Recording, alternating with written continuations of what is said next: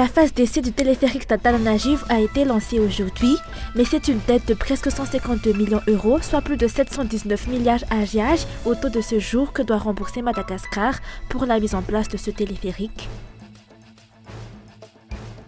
La Terre 72-600 MSN 1239, exploitée par Madagascar Airlines pendant 9 ans, va être rendue à son propriétaire d'après le Conseil des ministres du 13 juin dernier. Désormais, Madagascar Airlines ne pourra donc plus exploiter que 3 avions. Dans l'actualité internationale, plusieurs centaines de personnes se sont rassemblées jeudi 20 juin à Paris à l'appel de plusieurs associations pour dénoncer l'antisémitisme après le viol et les violences dénoncées par une jeune fille juive de 12 ans à Courbevoie, Hauts-de-Seine.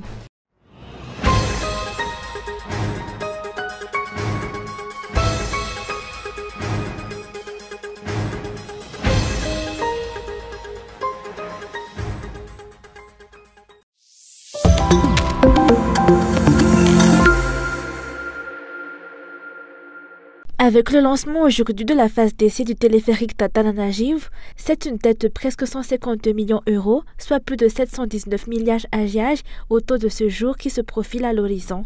En effet, c'est le montant de la dette y inclut les intérêts que doit rembourser Madagascar pour la mise en place du téléphérique.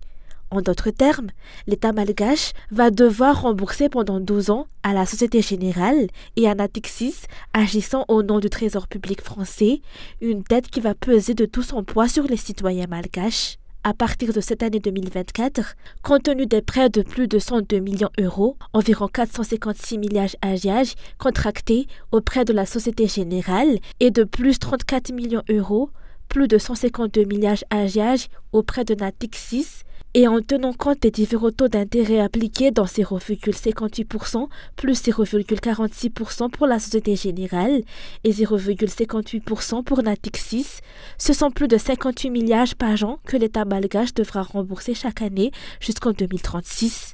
La dette à payer concernera uniquement Natixis jusqu'en 2039 et s'élèvera à plus de 12 milliards d'AGH par an à partir de 2037. Décriés par des politiciens français comme les sénateurs Pierre Laurent et Patrick Chaize qui considéraient le projet démesuré compte tenu de l'extrême pauvreté de Madagascar, lors de la ratification de l'accord de financement, la mise en place du transport par câble est jugée illogique par les analystes économiques du pays. L'installation d'une telle infrastructure est considérée comme un investissement négatif et laisse entrevoir un nouveau fardeau de dette sous lequel ploieront un peu plus les épaules déjà courbées de la population. Logiquement, une telle infrastructure aurait dû relier l'aéroport d'Ivat à Suvarano. Les gens pressés de prendre l'avion auraient ainsi emprunté ce moyen de transport, mais le choix du trajet actuel n'est pas logique. Peut-être si la ligne partait d'Itos, les habitants auraient aussi pu l'emprunter à cause des embouteillages dans cette zone. Il faut être logique quand on fait une chose et non pas suivre son feeling. Selon moi, il s'agit d'un investissement négatif pour lequel nous allons encore payer des dettes. Il ne faut pas oublier que Madagascar s'acquitte encore de dettes de près de 70 ans, ce qui veut dire que vos enfants, qui ne sont pas encore nés, et vos petits-enfants à venir, ont déjà des dettes à payer.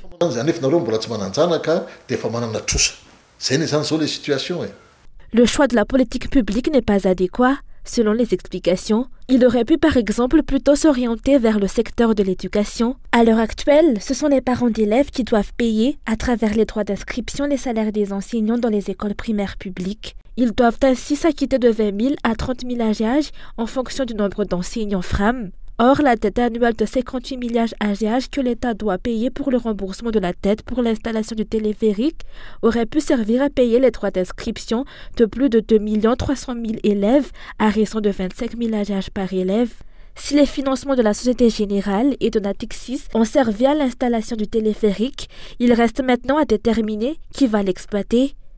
2 lignes sont prévues dans le projet, dans la ligne orange reliant Anous à Mbadbe via Suvarano à Coronjan et Ivanj. Si les lignes étaient prévues être opérationnelles depuis les Jeux des îles de l'océan Indien en 2023, cette fois-ci encore, les objectifs n'ont pas été atteints puisque seulement une infime partie de la ligne orange, baptisée de la couleur du parti présidentiel, fonctionnera et reliera Anous à Suvarano.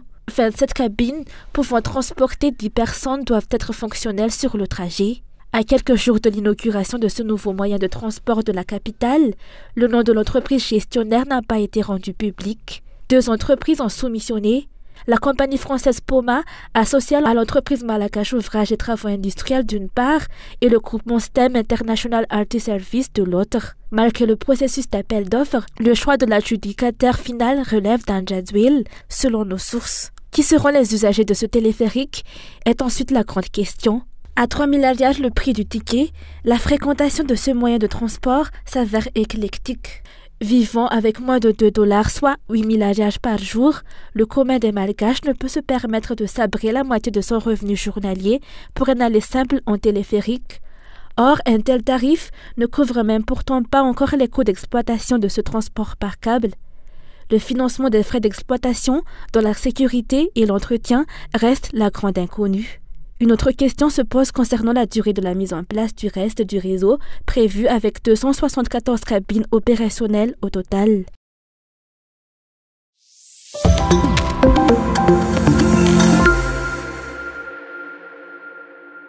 Peu de candidats et politiciens qui se lancent dans les élections à Madagascar ont une véritable idéologie politique. Cela a été évident lors des dernières élections législatives où le véritable esprit d'une campagne électorale n'a pas été perceptible, a déploré le parti politique Marne.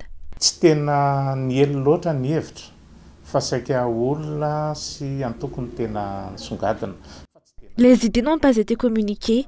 Ce sont plutôt les individus et les partis politiques qui ont été mis en avant. On n'a pas clairement vu ce que les Malgaches pouvaient espérer après les élections.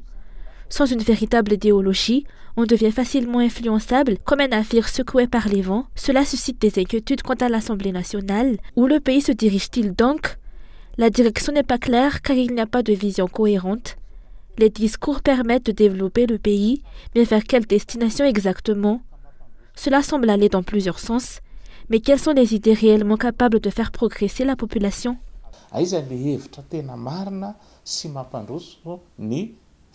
Le fait que des députés sans une idéologie politique solide constituent l'Assemblée nationale ne fera qu'aggraver les difficultés rencontrées par le pays au cours des 5 dernières années. Le peuple malgache devra prendre en main son avenir s'il estime ne pas bénéficier de redevabilité, a déclaré le parti Marne.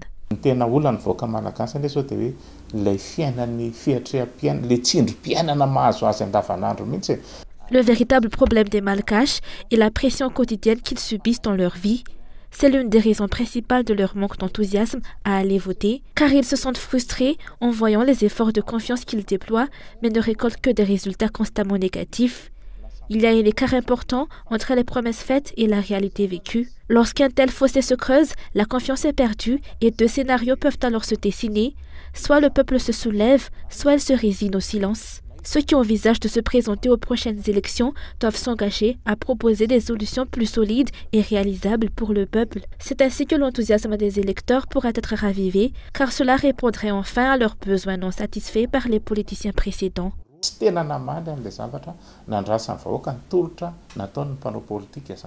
Au lieu d'idées, ce sont des objets qui ont été mis en avant lors de la propagande des dernières élections, transformant ainsi le processus électoral en simple achat de vote.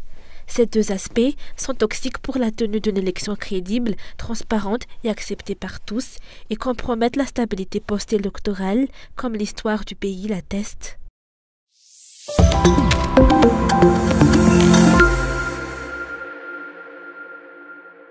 La TR-72-600 MSN 1239, exploitée par Madagascar Airlines pendant 9 ans, va être rendue à son propriétaire, d'après le Conseil des ministres du 13 juin dernier. Il s'agira du 2e ATR 600, retourné à son propriétaire depuis mars. D'après les informations émanant de la Corporation des pilotes de Madagascar Airlines, une défection du train d'atterrissage est à l'origine de cette restitution. En sus des taxes douanières que la compagnie nationale aérienne devra payer, elle va devoir débourser aussi une somme considérable pour la remise en état de l'appareil. Désormais, Madagascar Airlines ne pourra donc plus exploiter que 3 avions. Les espoirs de redresser la compagnie aérienne Kanjadzuel l'a fait miroiter sont donc fins. Si le vol d'essai de l'Embraer E190 le 25 février 2022 à Madagascar avait suscité des espoirs, ce sont des restitutions successives d'appareils à leurs différents propriétaires que l'on a constatées sous ce régime. La corporation des pilotes de Madagascar Airlines attribue la destruction de la compagnie à une inefficacité des différents responsables, pourtant rémunérés très cher. Au-delà des promesses non tenues, on assiste donc plutôt à une mauvaise gestion du secteur du transport aérien. La location d'avions en ACMI, c'est-à-dire une location totale avec équipage, a été la solution avancée par le directeur général de la compagnie. Or, c'est justement une telle location qui avait entraîné la suspension des vols internationaux et elle n'a pas été avantageuse pour la compagnie aérienne, a souligné la corporation des pilotes qui se pose la question pourquoi elle est une fois de plus envisagée pour les vols intérieurs. Force est de constater que l'État n'a pas de stratégie claire pour redresser Madagascar Airlines. À cause de la situation critique de la compagnie aérienne, l'État déclare chercher à nouveau des solutions. C'est dans cette optique qu'Anjadzuel a déclaré vouloir réunir au plus vite les responsables du ministère des Transports et de Madagascar Airlines lors de l'ouverture du Salon international du tourisme à Iva tout dernièrement. Une décision qui interpelle dans la mesure où l'on se pose la question de savoir pourquoi avoir attendu que la situation soit critique pour trouver des solutions. À moins que l'objectif était d'ouvrir la compagnie nationale à des investisseurs étrangers. Mais il est notoire qu'en 6 ans, l'État a perdu son temps en des réunions stériles, tandis que la crise de Madagascar Airlines s'est amplifiée. Compte tenu de son monopole sur les vols intérieurs, la compagnie aérienne aurait dû pourtant être à l'abri d'une situation aussi critique.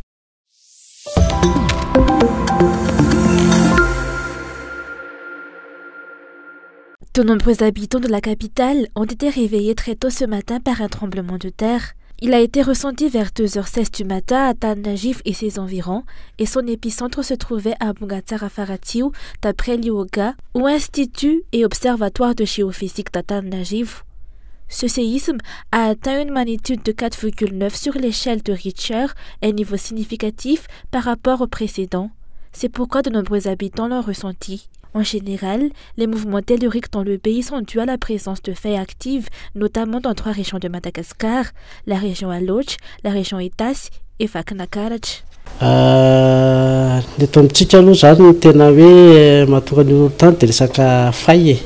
Dans notre pays, les séismes sont causés par des failles, comme celle présente à Aloch. La terre est vivante et comme toute chose vivante, elle est sujette au mouvement. Pour illustrer ce qu'est une faille, imaginez une vitre ou une brique qui se fissure. Cette fissure entraîne un déplacement et un mouvement dans la zone concernée.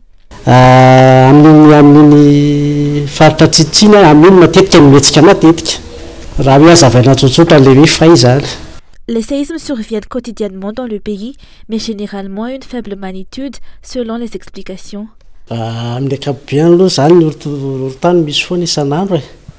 En général, des tremblements de terre se produisent tous les jours, au moins 3 fois par jour, mais à une magnitude inférieure à 3 ou 2, ce qui n'est pas ressenti. Cependant, celui qui s'est produit ce matin avait une magnitude un peu plus élevée, un Bungatsar de 4,9. C'est une magnitude élevée pour Madagascar. 4,9. Rappelons que de magnitude 1 à 3, les séismes sont à peine perceptibles par les personnes. Les séismes de magnitude 4 à 5 sont nettement ressentis, mais provoquent peu de dégâts. Les séismes de magnitude 6 à 7 sont destructeurs, tandis que les séismes de magnitude 8 sont destructeurs et ressentis sur une grande distance. Les séismes de magnitude 9 et plus sont dévastateurs et entraînent la destruction de toutes les structures sur une vaste zone. Face à de tels incidents, il est essentiel de garder son calme tout en restant vigilant. L'un des premiers gestes réflexes à adopter est de se mettre en sécurité en s'abritant par exemple sous une table.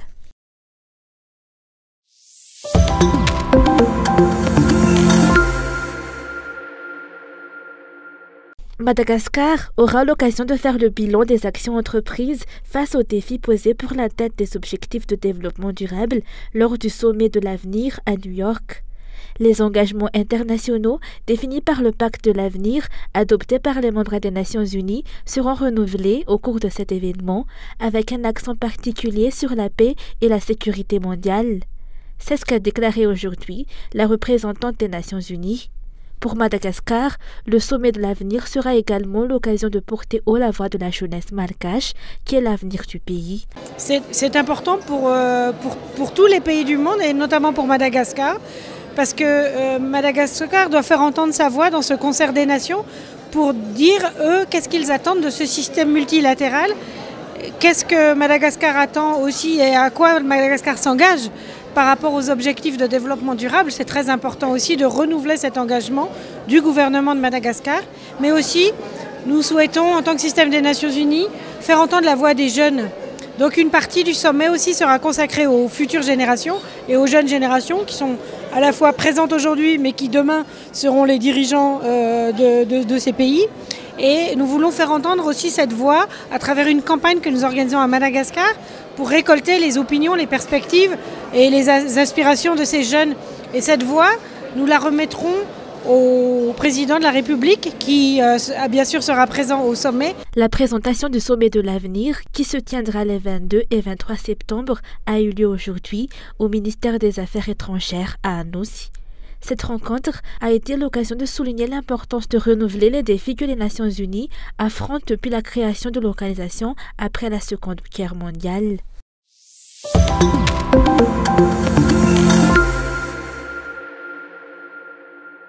La réhabilitation de la route reliant la commune de Sapus-Namen et la commune rurale de Mananjin a été entreprise par le parti MMM, Malakas Miaramiang, pour faciliter la circulation. Les routes jouent un rôle vital dans le développement en facilitant le transport des produits agricoles pour les agriculteurs. Et soutenir les agriculteurs et les encourager à accroître leur production est l'une des principales missions du parti. Le parti aide aussi les habitants en organisant par exemple chaque année des campagnes de circoncision de masse dans des communes telles que Mananjin, Vilias et Akadnanjin. Pour la commune de Mananjin, cette circoncision de masse a commencé hier et se déroulera durant 3 jours. En raison de la forte demande des parents, elle se poursuivra dans d'autres communes.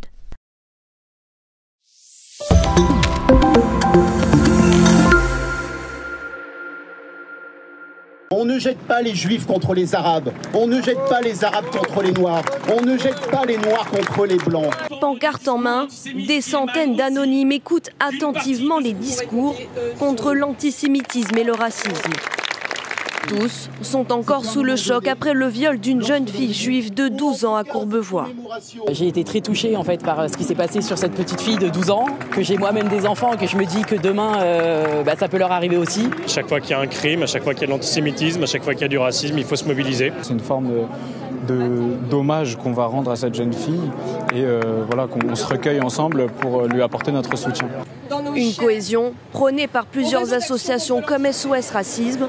Son président dénonce notamment des discours antisémites de la part de certains responsables politiques.